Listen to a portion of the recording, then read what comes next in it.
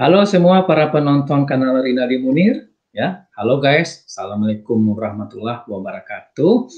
Jumpa lagi dengan saya dalam acara bincang-bincang dengan mahasiswa dan alumni Informatika ITB. Pada bincang-bincang kali ini, tamu saya adalah alumni mahasiswa Informatika angkatan 2011, yaitu Muhammad Dikra Prasetya, yang sekarang bekerja sebagai super engineer di Google kantor Tokyo, Jepang. Baik, saya sapa terlebih dahulu ya. Halo Dikra, apa kabar Dikra? Halo Pak, baik, alhamdulillah. Bapak gimana? Ya, Sehat Pak? sudah lama ya tidak bertemu dengan Dikra ya. Terakhir itu jumpa dengan Dikra itu ketika Dikra mengantarkan undangan pernikahan. Ya. Nah iya Tahun berapa itu ya? 2019. 2019, iya Pak. Ya itu ya mengantarkan undangan ke kantor saya. Masih sebelum pandemi itu ya. Iya Pak. Masih bisa kita ngobrol-ngobrol gitu ya pada saat itu. Nah, sebelum para penonton semua, sebelum kita berbicara bincang-bincang lebih jauh dengan Dikra, saya akan tayangkan profil Dikra Prasetya ini. Ya, saya akan tampilkan presentasi PPT saya.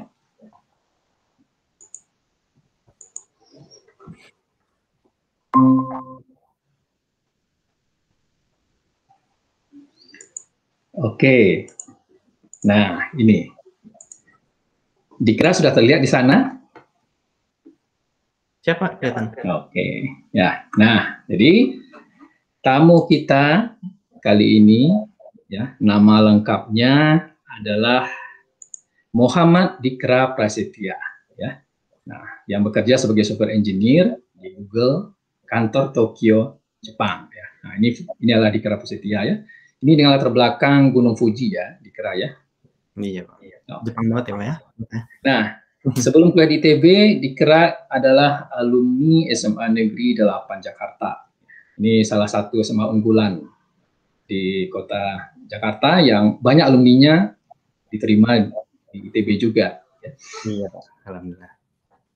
Kemudian tahun 2011 Dikra diterima di ITB. Ya. Dikra waktu diterima di ITB itu jalur apa itu ya? Jalur ujian tulis atau jalur undangan atau SNBTN kalau sekarang ini namanya? Saya jalur undangan dulu. Oh, jalur undangan ya. Berarti siswa berprestasi nih di SMP. Oke, ini adalah kampus ITB ya dengan 4 gedung Labtek, Labtek 5, Labtek 8 ya, dan yang tidak tampak Labtek 7 dan Labtek 6 ya. Nah, ini adalah gedung Labtek 5, tempat ini Informatika ITB ya, tempat mahasiswa kuliah ya. Tapi sekarang masih pandemi jadi belum bisa menikmati kuliah di sini. Jadi kangen juga saya Pak.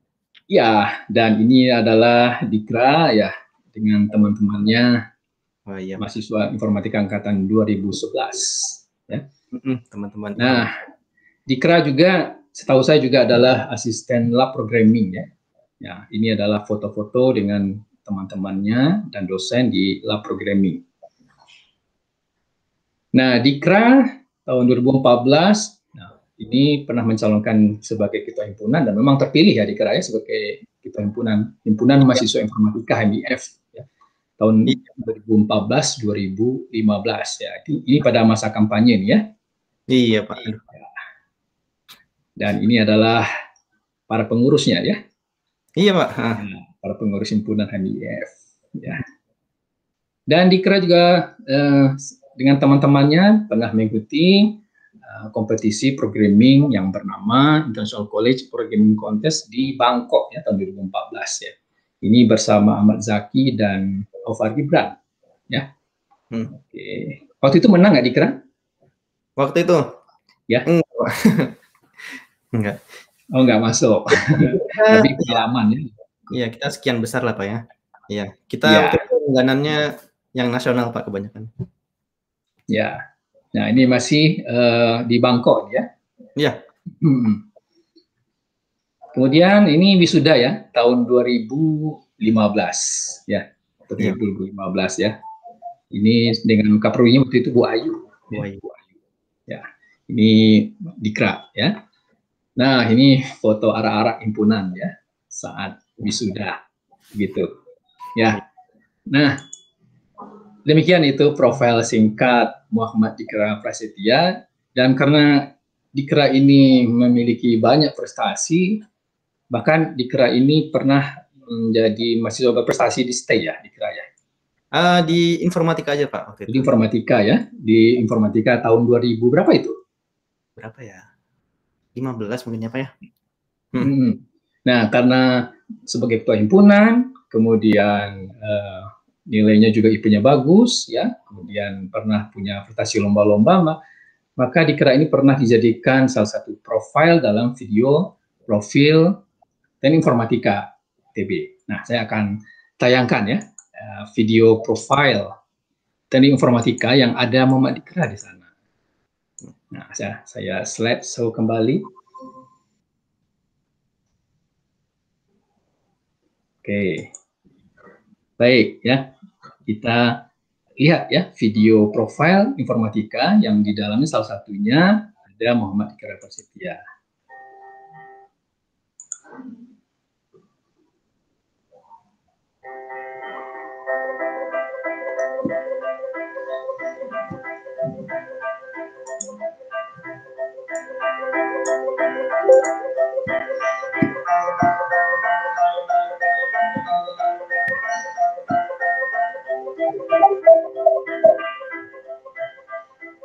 Saya sudah mulai menekuni bidang programming sejak SMA.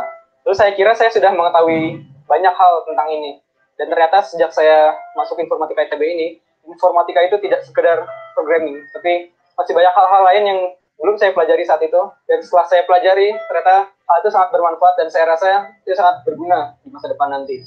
Kegiatan saya sehari-hari di informatika ITB ini, yang pertama jelas saya mengikuti kegiatan kuliah. Tapi selain itu saya juga berusaha menantang diri dengan mengikuti lomba-lomba yang cukup susah tapi menantang, menarik, seperti programming, dan saya biasanya ikut lomba-lomba seperti bikin game. Lalu selain kegiatan-kegiatan yang bidang informatika banget, saya juga berusaha untuk mencoba melengkapi diri dengan kegiatan-kegiatan kemahasiswaan, dan saya kebetulan sekarang sedang memegang jabatan ketua himpunan di Himpunan Mahasiswa Informatika ITB ini, dan saya juga dulu pernah aktif di Proyek Renang Pola Air ITB. Selain itu, saya juga pernah melengkapi pengalaman dengan kegiatan-kegiatan exchange. Saya pernah ikutan exchange ke Jepang selama seminggu. Lalu saya juga pernah mengikuti kegiatan dari Microsoft Student Partner namanya. Dan saya sampai sekarang masih aktif menjabat sebagai Microsoft Student Partner. Saya yakin apa yang diberi di kuliah Informatika ITB ini sangat membantu kami saat lulus nanti. Misalnya, dengan kuliah-kuliah yang banyak ini, yang susah ini, itu sebenarnya merupakan simulasi dari hal yang mungkin akan kita alami nanti di dunia nyata nanti. Ada deadline, dan banyak deadline lainnya, dan kami harus membagi waktu, itulah tantangannya. Dan selain hanya membuat program saja, saya juga bisa membuat hal yang bermanfaat dan digunakan di masyarakat. Sebagai contoh, saya pernah melakukan proyek bersama Pemerintahan Kota Bandung, di mana saya dan teman-teman membuat sebuah sistem kepegawaian yang diharapkan dapat membantu memudahkan badan kepegawaian daerah tersebut agar bisa lebih mudah, lebih lancar, lebih efektif, lebih efisien dalam menjalankan sistem kepegawaian tersebut. Menurut saya, untuk mempelajari bidang informatika di saat ini itu adalah saat yang tepat, karena sekarang teknologi sedang berkembang dan di mana-mana makin dibutuhkan informatika. Oleh karena itu, kita juga harus serius mempelajari ini, dan walaupun kuliahnya susah-susah dan banyak, saya yakin itu semua akan membantu kita untuk di masa depan nanti. Tapi jangan lupa, selain kuliah-kuliah yang wajib, kita juga harus mengisi dengan kesempatan-kesempatan lainnya, seperti ikut lomba, kegiatan-kegiatan kemahasiswaan, kesempatan-kesempatan lainnya, seperti exchange keluar, dan lain-lain. Dan itu merupakan kesempatan yang tidak dapat diulangi lagi setelah kita lulus nanti. Jadi, manfaatkan kesempatan ini, manfaatkan waktu kalian selama kuliah ini, dan selamat bersenang-senang di informatika.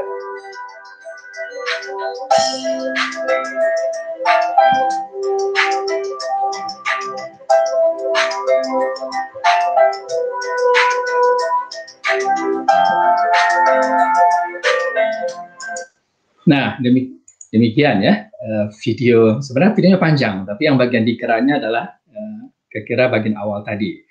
Nah, Dikra ya, jadi tadi di video tadi ceritakan bahwa Dikra juga semasa kuliah itu pernah exchange ke Jepang ya, student exchange ke Jepang. Jadi sebenarnya Jepang ini bukan hal yang asing bagi Dikra ya.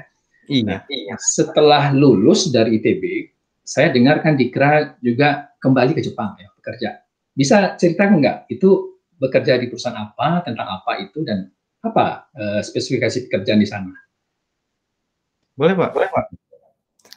Kalau gitu saya screen saya.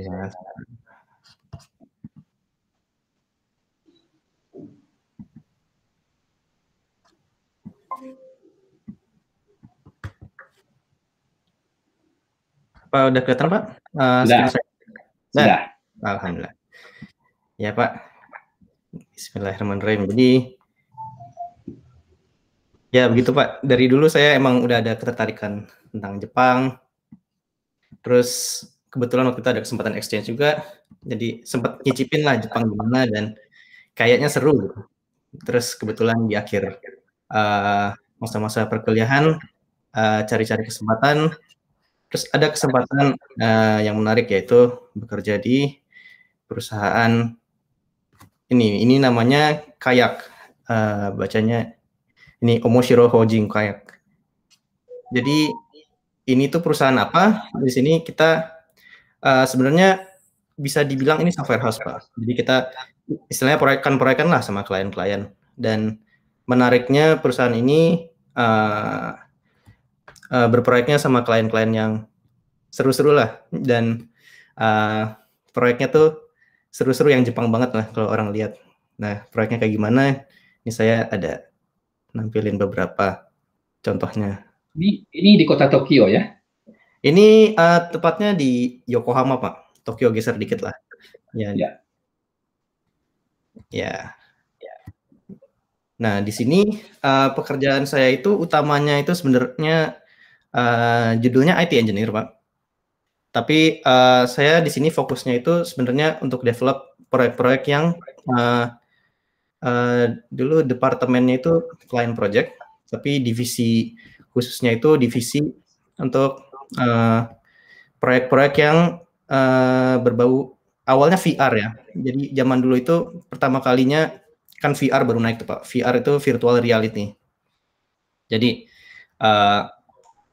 baru pertama kali banyak device-device bermunculan kayak misalnya Oculus atau HTC Vive itu baru muncul di tahun 2015 sekitar itu. Itu inilah Pak, saya bermain-main dengan device. Ini alat apa ini? Ini alat apa? Ya, jadi dipakai di sini Pak, dipakai di mata. Oh iya. Ya, terus nanti kita serasa berada di dunia lain gitu Pak. Iya. Iya. Itu Pak, itu virtual reality. Tapi berhubung perkembangan zaman, setelah virtual reality ada lagi augmented reality kan Pak. Terus akhirnya berkembang lagi jadi ada mixed reality. Jadi kita sekarang nyebutnya kebanyakan XR Pak. XR, jadi extended reality. Jadi bisa VR, bisa AR, bisa MR itu Pak. Yang kerjaan saya. Sebagai apa di sana? Sebagai programmer untuk ini virtual reality atau augmented reality? Iya Pak. Jadi ya saya yang program kerjaannya saya eksplorasi riset-riset kita bisa apa dengan teknologi ini. Terus tentunya dari situ kita offer ke klien ide-ide. Terus ya kita yang kembangin Pak. Saya kliennya siapa nih? Utamanya. Kliennya macam-macam Pak. Ini saya tunjukkan slide berikutnya ya. Ini salah satu proyek yang menurut saya inilah saya sampai sekarang bersyukur bisa ada kesempatan ini. Ini proyek bersama Google juga, Google Jepang. Jadi kebetulan waktu itu udah ada kerjasama dengan Google Jepang dan JAXA. JAXA itu JAXA, kepanjangannya apa ya? Saya kurang ingat. Tapi itu seperti NASA-nya Jepang Pak. Jadi tim astronotnya Jepang lah. Ya. Ya, jadi kebetulan waktu itu JAXA ulang tahun kesekian, terus dirayakan bersama Google dan waktu itu mereka outsourcing pengembangnya dan kebetulan perusahaan Kayak itu yang jadi pengembangnya Pak. Dan saya diberi kesempatan buat jadi lead engineer-nya waktu itu. Nah jadi sebenarnya seperti yang tadi Pak, yang tadi kan saya tunjukkan yang pakai di mata itu Pak. Nah tapi ini dibuat, jadi kan sebenarnya di HP itu juga bisa Pak dipasang jadi buat virtual reality. Nah itu jadi idenya sebenarnya ini ide dari tim Google. Jadi dibuat kepala astronot, terus dalamnya nanti dipasang si HP-nya itu Pak. Jadi di situ nanti experience yang dituju itu dengan aplikasi ini, penggunanya ini anak-anak tujuannya Pak ya, itu bisa merasakan gimana rasanya berkeliling-keliling di luar angkasa, rasanya menarik ya. Ya, rasanya tinggal di station. Di sana kan ada bahasa Jepangnya Kibo ya, mungkin bahasa Inggrisnya ISS, tapi saya lupa kepanjangannya Pak ya. Jadi stasiun tempat astronot itu inilah beristirahat, observasi luar angkasa, gitu Pak. Nah, terus acaranya gitu. Ini kebetulan di foto ini ada YouTuber terkenal di Jepang Pak. Ini seperti Atta Halilintarnya Jepang lah Pak. Hajime. Gitu. Iya, jadi acaranya lumayan besar. Saya bersyukur lah ada kesempatan kayak gini. Itu. Terus selain ini juga ini ada proyek kan tadi saya sebut ada virtual reality, ada mixed reality. Nah, ini salah satu proyek kami yang unsurnya mixed reality lah. Jadi ini sebenarnya ini toko ya Pak ya. Ini toko perhiasan ya, seingat saya, aksesori gitu. Terus dia itu baru biasanya tokonya online, pertama kali punya toko offline-nya. Nah, itu mereka pengen berusaha gimana caranya nuansa online mereka tuh masih ada di sini. Jadi itu kalau Bapak lihat ini di dinding-dindingnya itu ada pelanggan. Itu sebenarnya pelanggan-pelanggan yang sedang aktif lihat-lihat website mereka Pak. Begitu. Iya, jadi walaupun belanjanya tetap di offline, tetap bisa ngelihat berasa sedang belanja bareng teman-teman yang online. Oh iya. Iya. Sebenarnya ada videonya Pak, cuman di mana ya? Ini dibuat pakai apa ini? Pakai Kakas apa atau bahasa apa? Yang ini dan project yang tadi itu kami pakainya Unity Pak. Unity game engine sebenarnya Pak. Unity ya. Jadi sebenarnya teknologinya kayak bikin game ya.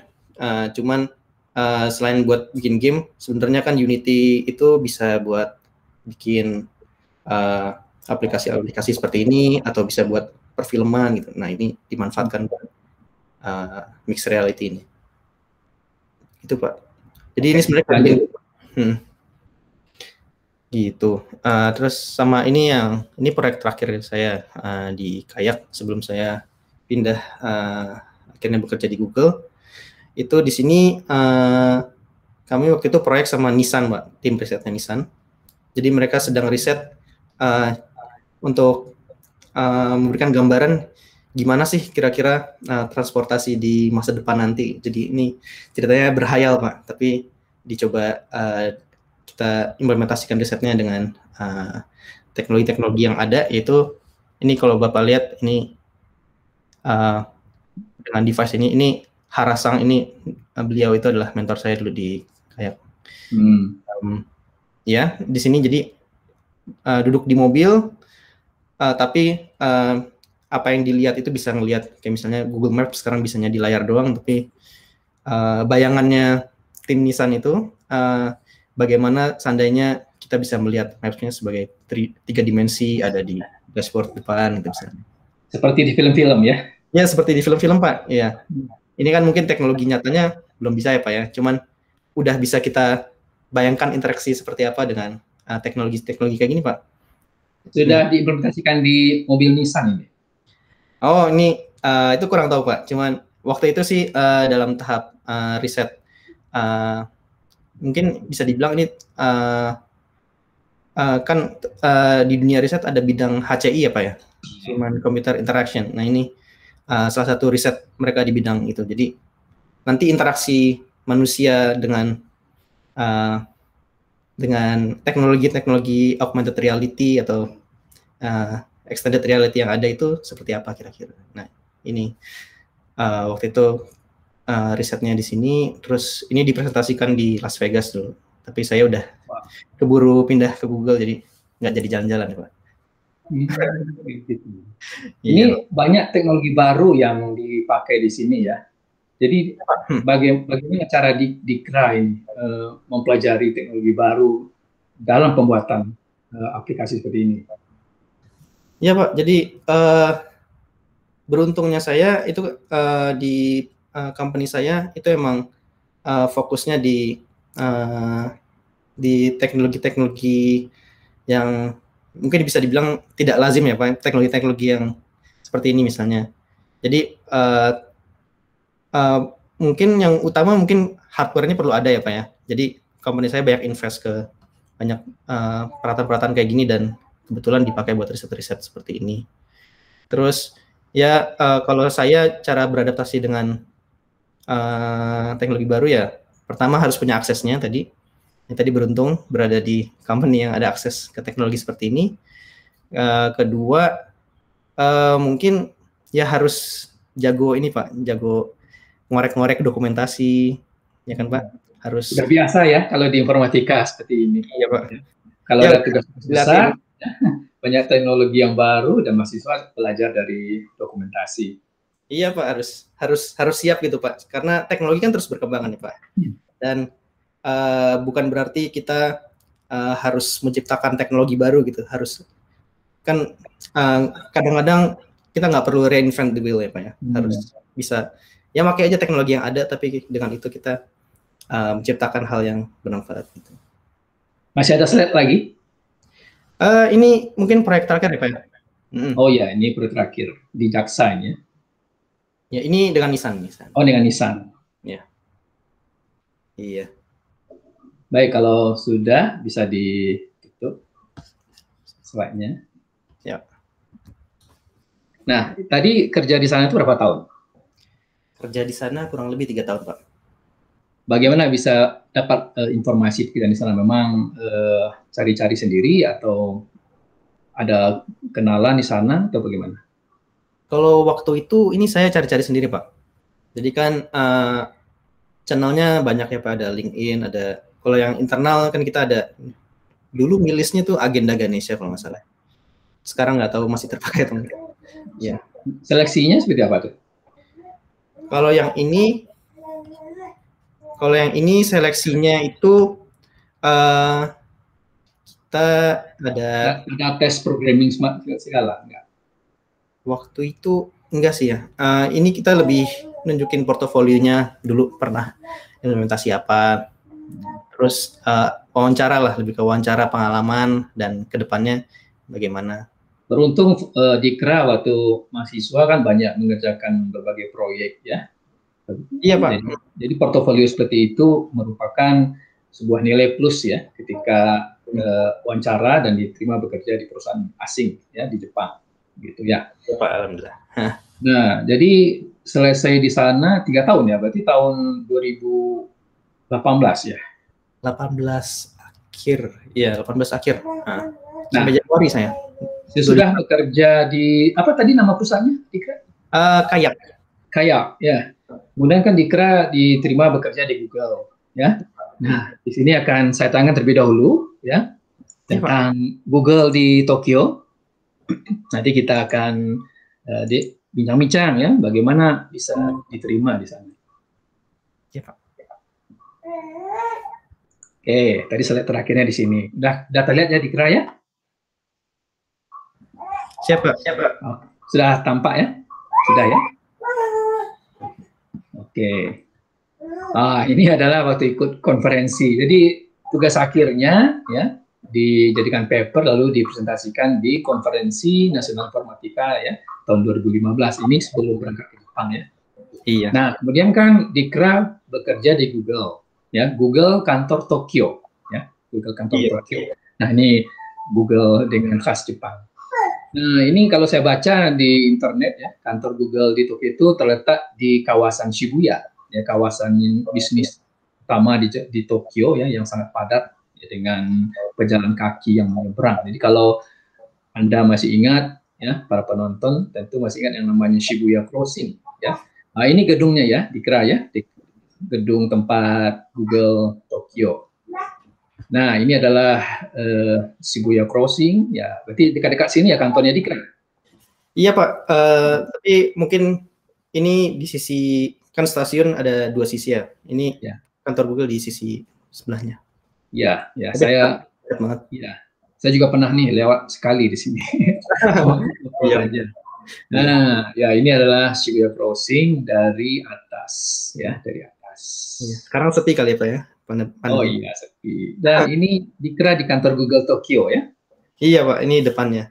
Ya bersama istri, ya sama istrinya. Ini juga di Google. Ini masih di Tokyo bukan? Nah ini di US Pak, di Amerika Pak. Oh waktu itu di training sana atau bagaimana? Ini headquarternya. Iya, kan sering ada kesempatan dinas atau. Ini waktu orientasi waktu itu Pak kebetulan. Ya. Nah ini di Google mana? Nah kalau yang ini Google Jakarta Pak. Ada wayang. Ya. Kalau Google Jakarta bukan bagian engineering ya, tapi bagian pemasaran mungkin barangkali ya. Iya. Sekarang ada tim cloud juga Pak. Oh iya. Berkembang lah pelan-pelan. Ini di? Kalau ini di Singapura Pak. Oh, Google Singapura. Nah, dan ini adalah suasana kantor Google Tokyo. Ya. Ini yang saya dapatkan foto-foto dari internet. Ini suasana ruang kerjanya yang khas Jepang banget di sini. Ya. Nah, ini juga suasana kantor di Google kantor Tokyo. Ya. Iya Pak. Nah, ini tempat apanya makan barangkali. Mungkin beberapa fotonya itu waktu Google-nya masih di Roppongi ya Pak ya. Jadi itu sebelum di Shibuya kita di Roppongi Pak. Oh iya. Kantor Shibuya ini baru Pak. Jadi foto-fotonya mungkin kebanyakan masih kayak foto renovasi. Tapi suasana kantornya ini sangat homey ya dan sangat menyenangkan. Dan kebanyakan kantor-kantor perusahaan software ya seperti Microsoft, Google ya. Ini seperti inilah ya. Waktu saya wawancara dengan Rif tadi ya dengan Nanda itu juga mirip-mirip seperti ini ya. Jadi tidak seperti suasana kantor yang kaku ya. Dan ini banyak diadopsi oleh perusahaan startup maupun unicorn di Indonesia yang membuat suasana kantornya yang nyaman. Oke, nah lanjut ya. Ini menarik nih. Bagaimana Dikra ini bisa diterima bekerja di Google? Apakah karena Dikra ini salah satu top coder gitu, sehingga ditawari oleh Google gitu ya? Atau memang Dikra ini apply? Karena waktu saya wawancara dengan Nanda Firdausi di Google Zurich ya di Swiss, ya, kalau dia memang ditawari oleh Google ya. Jadi setelah melihat portofolio dia sebagai salah seorang top coder, kemudian ditawari oleh Google di Zurich. Ya. Nah, kalau Dikra ini, ya kan tadi bekerja di perusahaan jaksa tadi ya, lalu sekarang pindah ke Google. Nah, bagaimana tuh ceritanya bisa diterima di sana? Iya Pak. Jadi kalau saya waktu itu apply sendiri Pak. Ya, jadi waktu itu kan udah mulai mikir-mikir nikah ya Pak ya. Terus wah, kayaknya harus mulai pindah ke tempat yang lebih kumpulin budget untuk menikah gitu Pak ya. Oh begitu. Salah satunya Google Pak. Alhamdulillah diterima di Google. Ya waktu itu saya apply Januari ya, saya apply Januari. Terus proses segala macam interview sampai akhirnya saya masuk April 2019. Itu seleksinya apakah ada seleksi programming, coding seperti itu? Iya Pak, ada Pak. Kalau waktu itu saya kan kalau misalnya perusahaan-perusahaan yang model-model mungkin US-based company seperti Google atau Facebook atau semacamnya, itu template-nya mirip-mirip ya. Ada phone interview. Ya. Yeah. Jadi kita ngobrol sama interviewernya lewat telepon. Ya. Yeah. Terus tapi kita tetap ngoding di waktu itu saya pakai Google Docs. Oh, saat interview lewat telepon itu disuruh coding? Iya, jadi dikasih pertanyaannya lewat telepon, terus ngoding. Jadi apa soalnya Dikra? Disuruh soal apa? Soal apa ya? Dulu yang saya ingat sih soal-soal dynamic programming itu Pak. Jadi kalau nggak salah tentang game gitu lah, tentang game di berbasis teks gitu Pak. Yeah. Terus ya gimana cara menangnya gitu misalnya.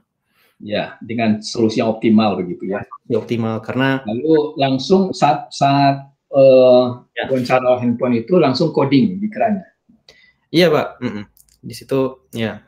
Diberi waktu berapa lama? Waktu itu kurang lebih sejam ya Pak. 45 menit lah.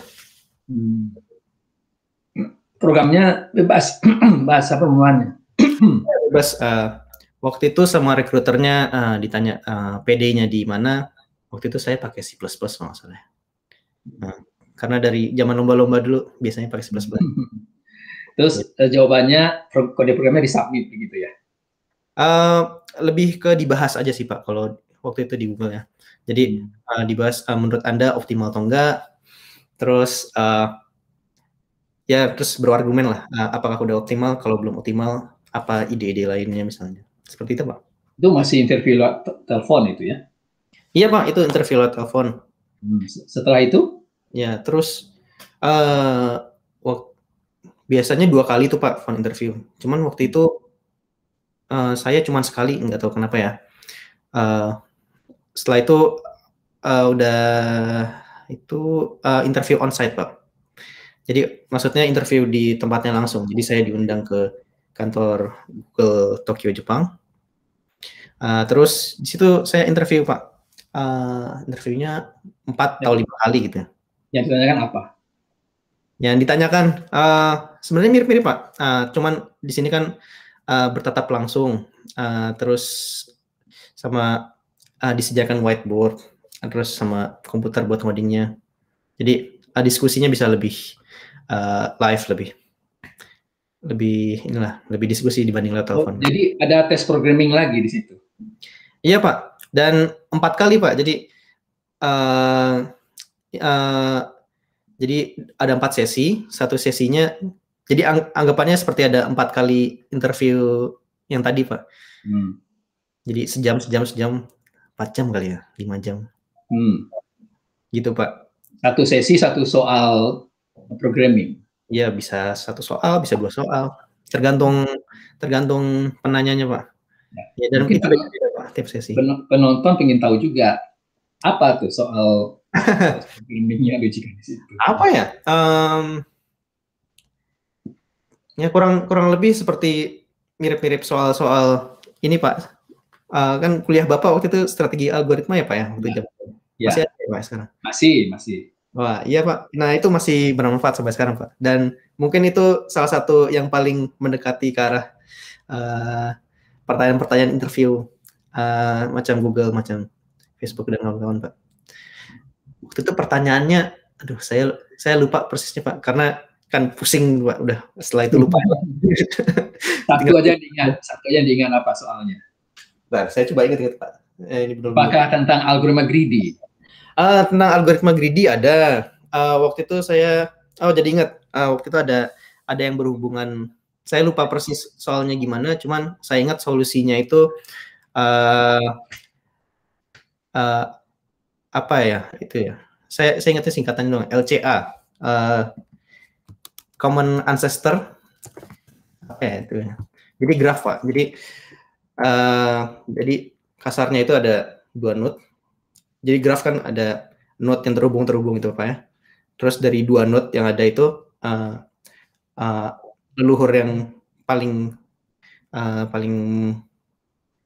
dekat distance-nya. Itu iya. Yang mana ya? Least common ancestor atau L-nya saya lupa. Ya. Nama algoritmanya itulah Pak. Ya, begitulah. Tapi setelah 4 kali sesi wawancara tadi baru dinyatakan diterima ya. Iya Pak, alhamdulillah. Jadi setelah itu tahapannya sebenarnya ada lagi Pak. Jadi setelah itu tahapannya sebenarnya bukan di interview. Jadi interview juga ya. Oh iya, saya di interview juga. Cuman waktu itu lebih ke gini Pak. Jadi setelah tahap itu kandidat itu dinyatakan anggapannya cocok atau tidak gitu sebagai Google. Tapi setelah itu sebenarnya ada tahapan lagi Pak. Jadi kami diberikan kayak beberapa pilihan tim apa aja yang sebenarnya sedang merekrut. Nah, di situ kita ngobrol sama manajernya.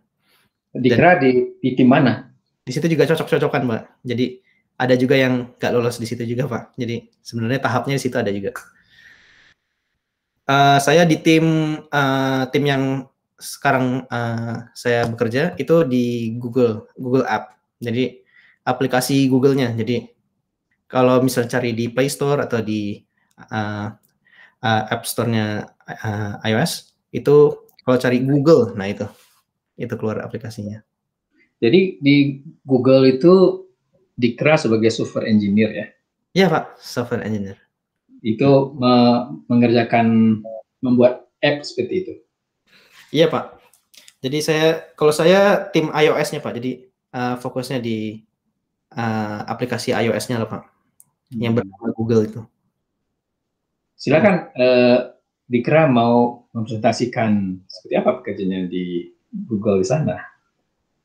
Ya boleh Pak. Ya saya ada beberapa, cuman mungkin nggak banyak ya Pak ya. Karena aplikasinya ya cerita kita. Ya, aplikasinya ya sebenarnya. Jadi apps untuk iOS ya, lebih spesifiknya untuk iOS ya. Ya benar Pak. Jadi ini Google. Ini ada foto saya waktu itu, ini waktu pertama kali join Google ya Pak ya. Panggilannya Noogler dulu Pak kalau di Google. Apa? Noogler, jadi N-nya itu entah newbie. Oh begitu. Ya, Noogler jadi. Newbie di Google ya. Ya Googler yang baru lah. Noogler. Kalau ntar udah misalnya pindah ke tempat lain, itu ex-Googler itu ada istilahnya Googler. Jadi XOOGLER. Googler. Ini Noogler orientasi. Meja pertama saya ini. Udah ini di Roppongi udah lama. Nah, aplikasi yang saya kerjakan itu ini Pak. Jadi ini tampilan di App Store-nya iOS. Jadi kalau search Google, nah ini yang keluar. Jadi Google ini sebenarnya aplikasi di mana user bisa lebih cepat lah kalau misalnya mau search. Jadi dibanding masuk ke browser terus cari-cari segala macam, kalau dengan ini bisa lebih cepat, dan ini emang khusus buat search app-nya kita. Jadi di dalamnya juga lebih optimize lah Pak untuk searching dan lebih personalized juga. Ya, jadi apps Google tapi di iOS gitu. Iya Pak. Ya, dan di sini kan karena ini benar-benar aplikasi yang namanya Google, jadi flagship-nya Google di App Store. Di sini juga terhubung ke banyak fitur-fitur Google yang canggih-canggih lah Pak. Contohnya ada istilahnya Google Lens. Mungkin Bapak kalau misalnya coba install, itu ada pilihan namanya Google Lens. Jadi kalau misalnya Bapak sorot ke objek apapun itu, nanti bisa dicari itu objek apa, terus cari di mana. Misalnya ngelihat sepatu orang, oh ini bagus nih. Sebelum Dikram bekerja di sana, apps ini belum ada? Udah ada, teman. Inilah Pak, baru emang ini belum lama Pak dibanding Google Chrome, dibanding Google Maps. Ya ini masih mudah lah Pak aplikasinya. Ini buatnya pakai apa ini? Ini buatnya, ini karena di iOS ya Pak ya. Jadi kita pakainya native language-nya iOS, yaitu Objective-C dan Swift. Ngodingnya pakai Xcode Pak. Ya, gitu Pak. Bahasa Swift ya? Ya, bahasa Swift namanya. Jadi ya itu sebenarnya mirip-mirip C lah Pak. Jadi itu kan namanya Objective-C ya Pak. Emang dasarnya awal dari C. Jadi mirip-mirip sebenarnya. Nah, cuman lebih object oriented. Ini dengan tim ya? Dengan tim ya Dikra ya? Iya Pak, dengan tim. Timnya ada di mana-mana juga Pak. Ada di Tokyo, ada yang di US, London. Saya yang di Tokyo-nya. Oh, jadi ini kolaborasinya dengan engineer Google tidak hanya di Tokyo, tapi di seluruh dunia. Iya Pak, betul Pak. Jadi kalau mungkin untuk aplikasi lain atau tim-tim lain juga relatif gitu ya Pak ya. Terutama kalau di Google, karena kita timnya besar, jadi terpecah-pecah di banyak negara. Gitu Pak. Ya, jadi kebetulan saya juga kerjasama dengan pakai GitHub juga enggak nih untuk sharing kode program? Kalau sharing kode program kita ada teknologi sendiri Pak. Tapi sebenarnya didasari dari GitHub itu Pak, didasari dari GitHub atau kan ada juga namanya Fig, apa itu Mercurial. Nah itu mirip-mirip Git juga Pak, cuman teknologinya beda. Itu didasari dari itu sebenarnya Pak.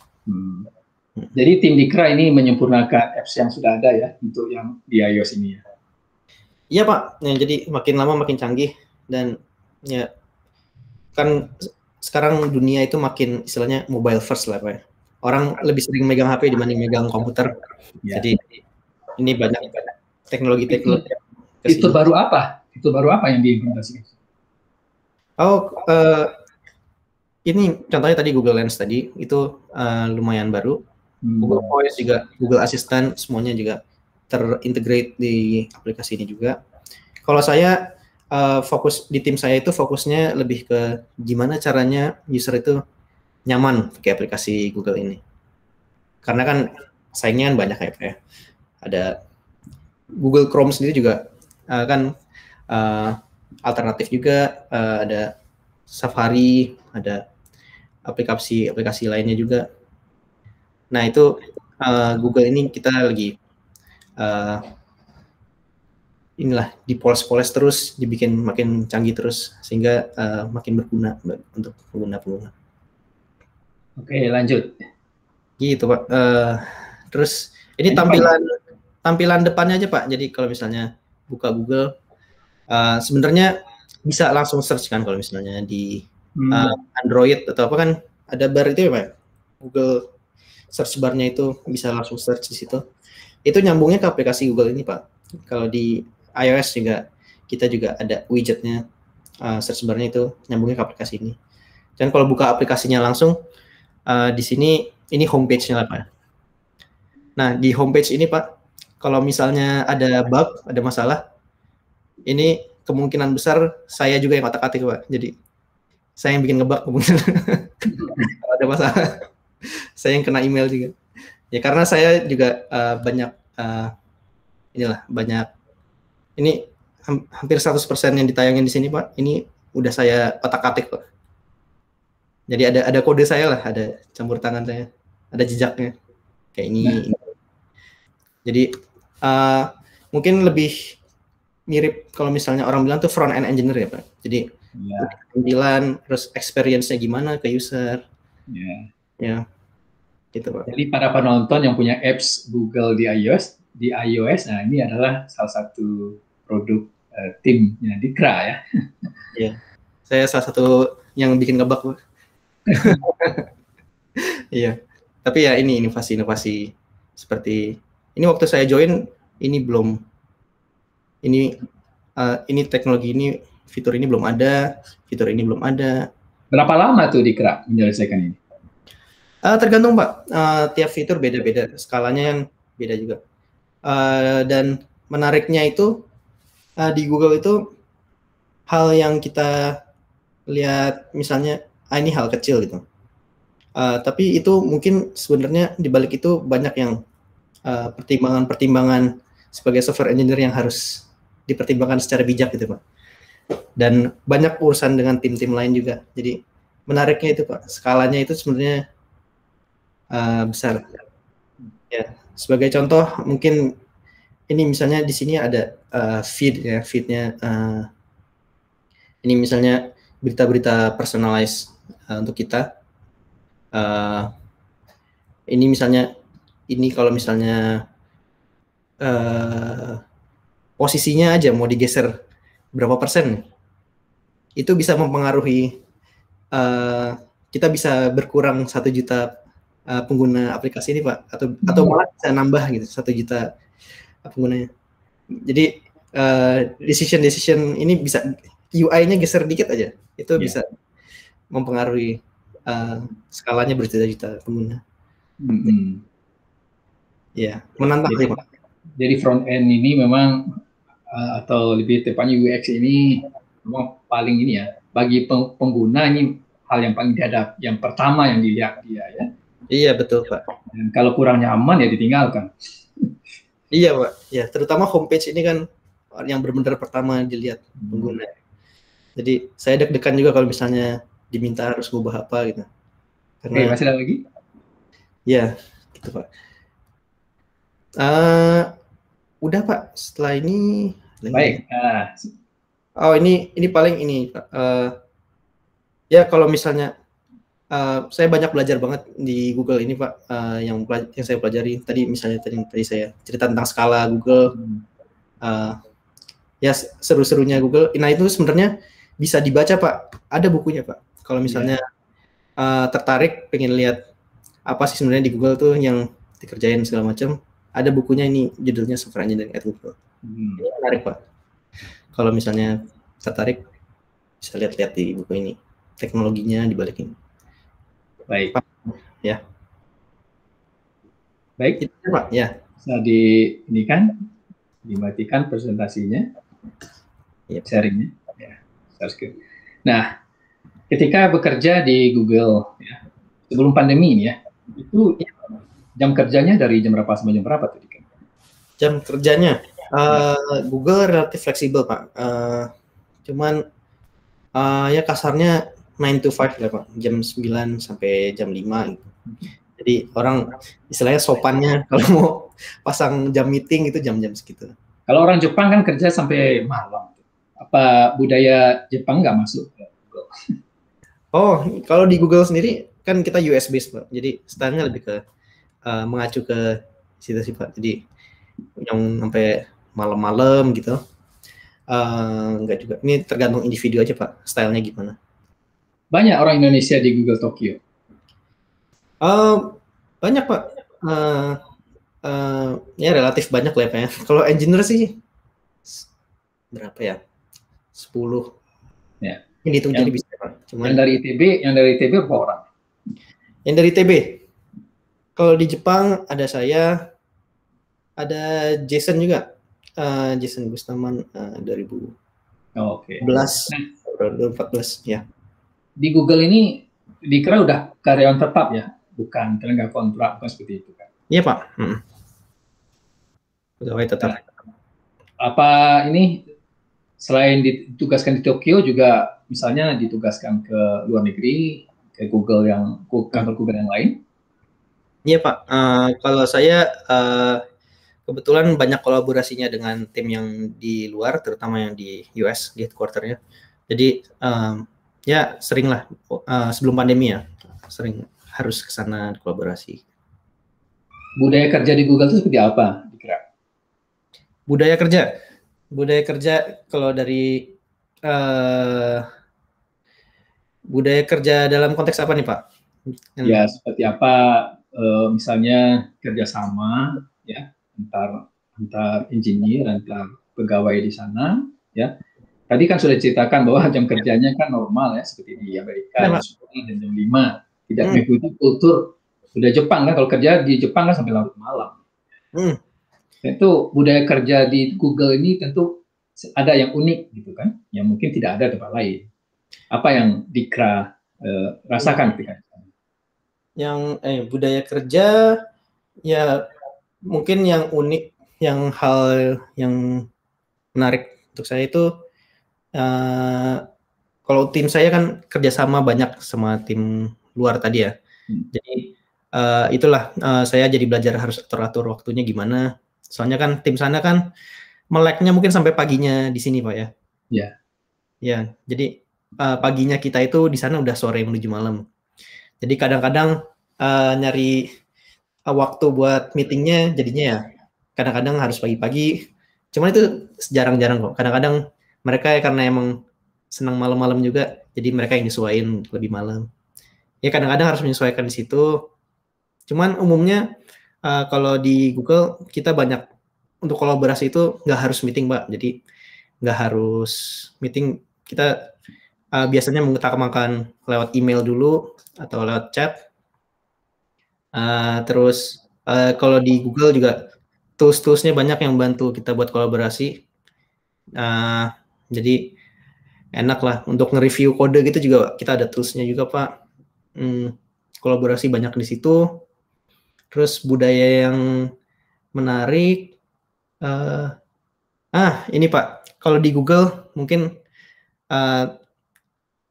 kalau saya dulu sebelum masuk Google saya ngelihatnya, wah masuk Google nanti orangnya orang-orang apa yang pinter gitu. Jadi nanti saya masuk bisa nggak ya?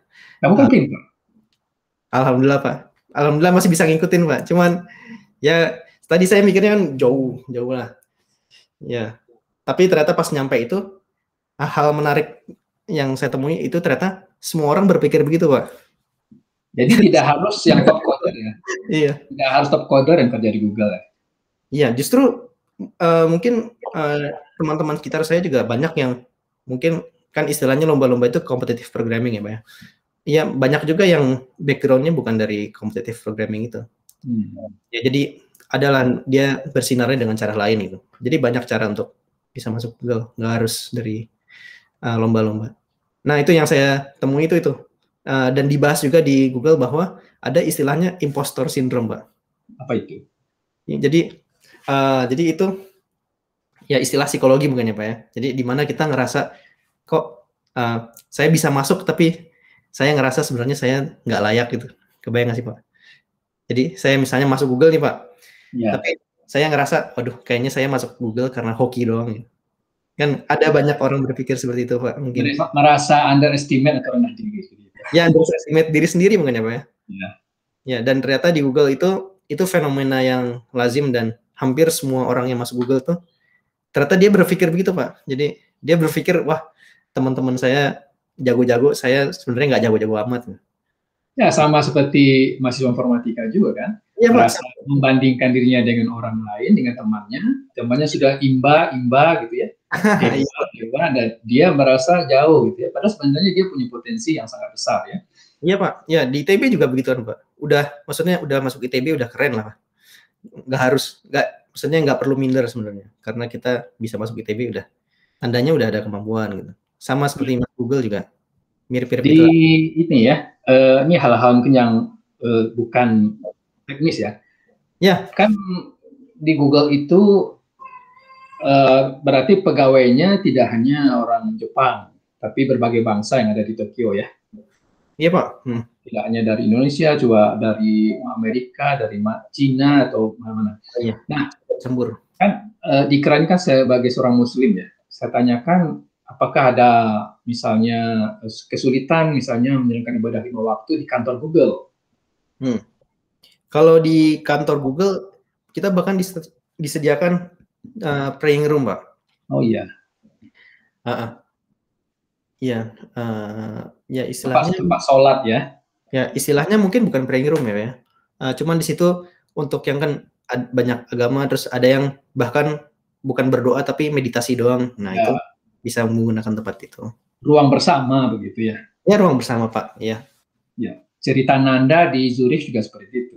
Memang di kantornya disediakan ruang. Jadi asal berbicara gitu ya, asal menyampaikan, ya, maka kantornya welcome seperti itu. Jadi tidak ada kesulitan ya kalau bekerja di Jepang ya, khususnya bagi seorang Muslim ya, termasuk makanan juga di kantor Google ya.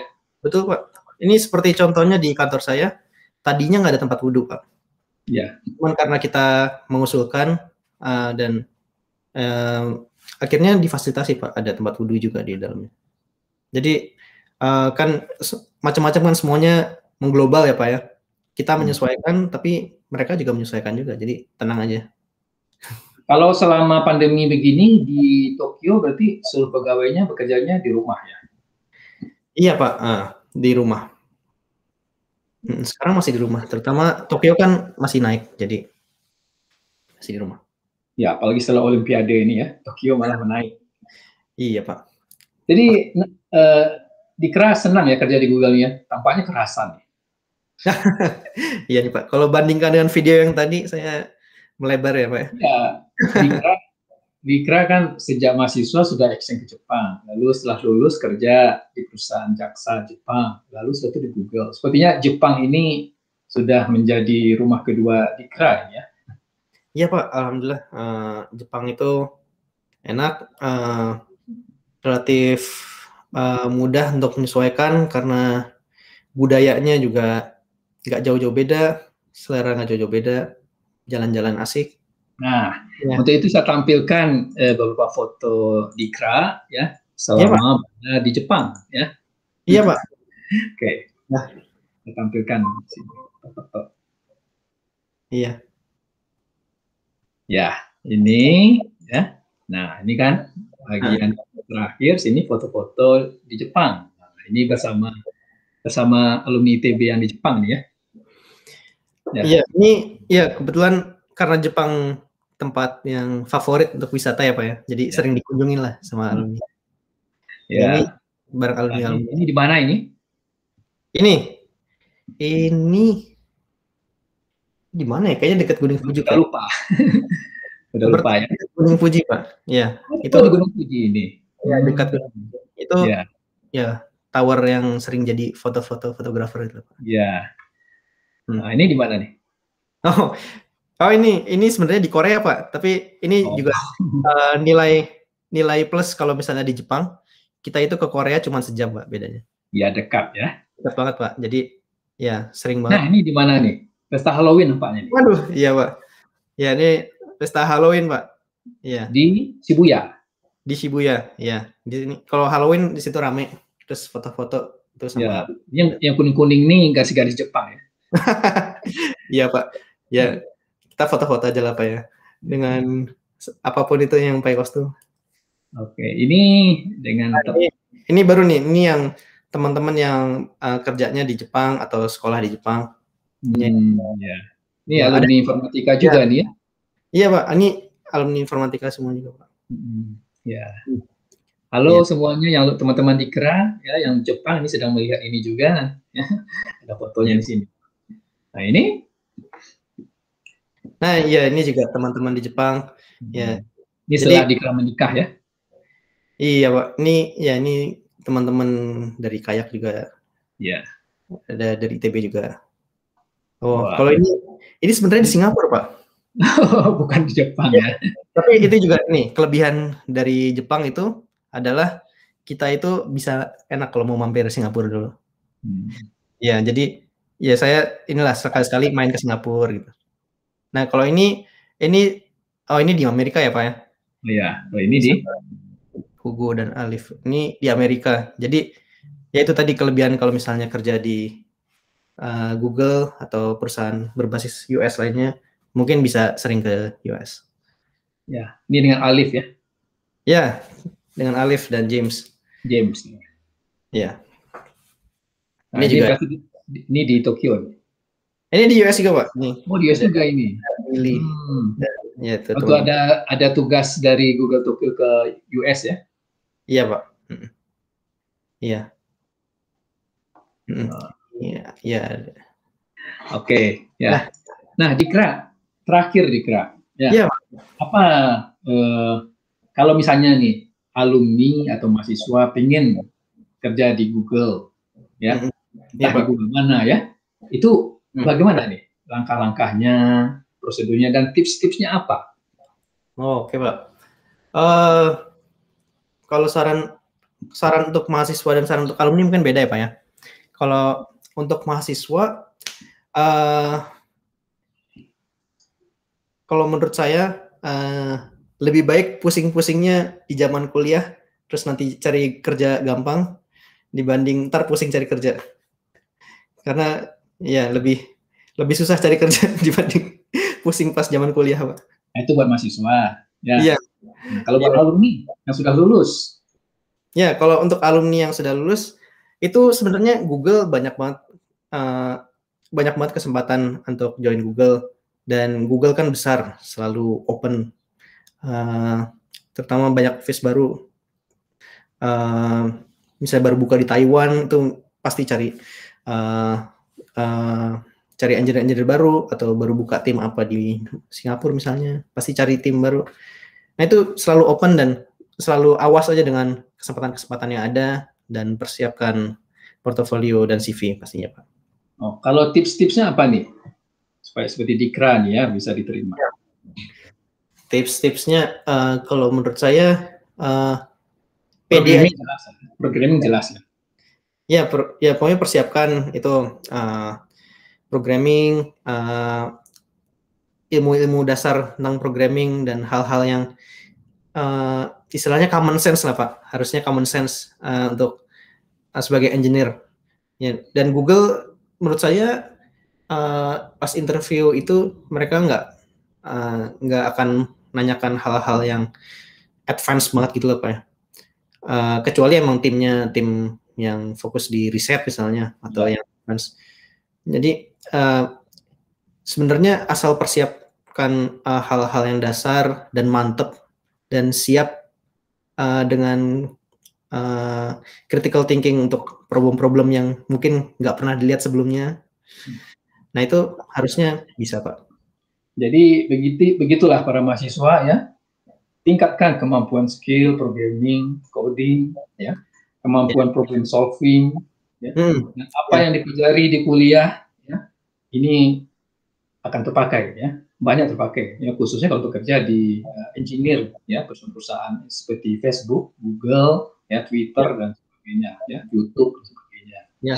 Dan satu lagi Pak, apply aja Pak. Karena orang banyak yang suka minder duluan Pak sebelum apply. Ya, seperti tadi yang dikatakan ada semacam apa tadi istilahnya? Merasa imposter syndrome. Jadi merasa kita tuh impostor gitu. Merasa dirinya itu jauh di bawah yang lain. Ya. Sebenarnya tidak perlu ya dikira ya. Iya, enggak juga. Apa yang dipelajari di ITB itu sebenarnya itu standarnya sama dengan yang di luar. Ya cuman ya kalau misalnya mau diajak kan sebenarnya yang susah itu di bagian seleksi berkasnya ya Pak ya. Nah di situ yang kita harus tunjukin kita bersinarnya dengan cara apa. Nah itu strategi. Saya dengar Dikra sekarang sambil S2 juga ya. Di mana itu? Oh iya Pak, ya. Jadi saya sekarang sedang S2 di Illinois Urbana Campaign. Saya ikut program graduate school yang versi online-nya Pak. Jadi zaman sekarang ternyata banyak yang fasilitasi versi online gitu Pak. Jadi tidak perlu ke Amerika ya? Iya Pak, itu saya terbantu banget. Tidak perlu ke Amerika dan bisa sambil kerja juga. S2 bidang apa? Computer Science juga? Computer Science juga Pak. Mungkin lebih spesifiknya mendalami apa? Kalau sekarang saya masih agak general ya Pak ya. Cuman saya fokusnya mungkin lebih ke arah bisa dibilang ke arah sistem terdistribusi atau artificial intelligence. Jadi di dua itu yang saya ambil. Jadi tesisnya nanti salah satu dari kedua itu ya? Kalau ini professional program Pak. Jadi full coursework tapi kan diarahkan ke spesialisasinya apa. Oh, tidak ada tesisnya? Ya, ini nggak pakai tesis, non tesis. Udah berapa bulan nih kuliah? Ini saya udah ambil 3 mata kuliah. Oh, itu dibayar di Google atau pribadi? Itu jadi, nah itu salah satu yang saya bersyukur di Google. Google itu sangat mengedepankan perkembangan anggotanya, perkembangan engineer-nya. Jadi kalau misalnya mau ambil edukasi kayak gini, Google itu siap kayak istilahnya beasiswa lah ya Pak, 2/3-nya, jadi lumayan banyak lah. Jadi tidak biasa sendiri, tapi juga ada beasiswa dari Google ya? Iya Pak, iya. Jadi sangat menarik ya bekerja di Google tersebut ya, berkembang ya semua kemampuan kita di sana itu.